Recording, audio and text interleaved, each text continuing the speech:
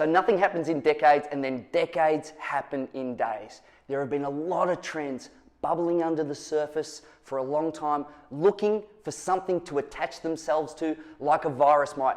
And just like that, ironically, they found it. So here it is from the Samatron in the first ever issue of Steve Feed, the top 5 mega trends in a post-COVID economy. Mega trend number 1, digital sovereignty.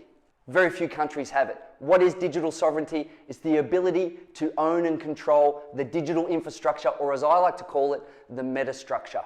That's what countries around the world have found they don't have. Let's take Australia, for example. They had to go cap in hand to Apple and Google and say, please, will you upload my app? Did I follow your terms and conditions? Is it okay? So that they could scan and interact with their consumer society during the middle of the COVID crisis. There are only 3 countries in the world with digital sovereignty. The first one is America, which owns and controls all the big tech companies. The second one is China, which stole all the ideas from America and made their own versions of those digital products. And the third is France. France, yes, they've got a new digital search engine called Quant, and if you work for the French government, you're not allowed to use Google. Smart play. They're starting to take back their digital sovereignty, and countries around the world will be looking to do that. So why is digital sovereignty so important? Because big tech are taking over the world. Since the COVID crisis, the top 6 technology companies in America now represent 24% of the S&P 500. Just 6 companies, and they haven't got weaker since then, they've actually got stronger. Never before in a global economic crisis have the biggest companies got bigger. That didn't happen in World War I, it didn't happen in the Depression, it didn't happen in the '87 crash, and it didn't happen in the GFC, but it's happened this time. These guys are getting stronger when the world is falling apart.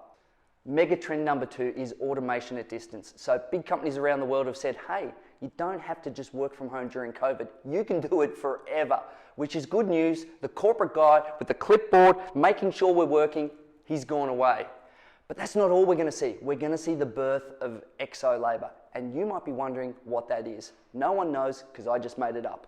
Exo labor, using technology like AR goggles and haptic gloves, where you get an unskilled person on the other side of the world to do the skilled work for you when you're anywhere else.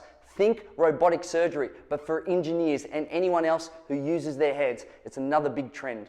Mega trend number 3, deglobalization. We already saw this with Brexit and Trumpism, but during a COVID environment, countries have realized that they need to secure their supply chain. Lucky for us, automation and artificial intelligence will allow manufacturing to return home to high-cost labor markets.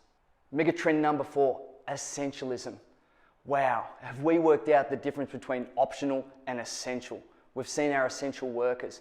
It isn't just the medical staff, it's the people doing the hard yards with deliveries and in the supermarket. And as consumers, we went through that pocketbook and said, yeah, don't need that, don't need this, don't need that. We worked out what we need to spend our money on, which means in business, you've got 2 things you need to understand. Are you an essential business? And if you're optional, you want to be at the top of the list of the optional things that people are going to spend their money on. This could be the end of celebrity culture.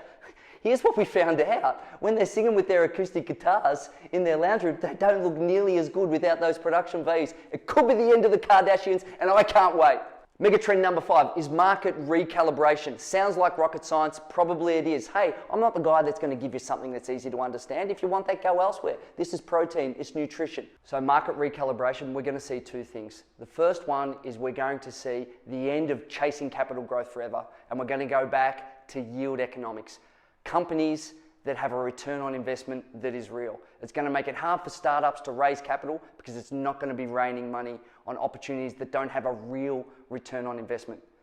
The other form of recalibration we're going to see is antitrust activity against big tech. I think governments around the world are going to come for them, just like they're going to come for the tax avoidance that's happening in these low tax markets. It's going to be a reset of our share market and the things that we value in the economy. So there you have it, the 5 megatrends I'm seeing in a post-COVID economy so you can develop your own POCO strategy. We'll see you next time. By the way, don't like and don't subscribe. Shh, keep it a secret and be a hero in the boardroom.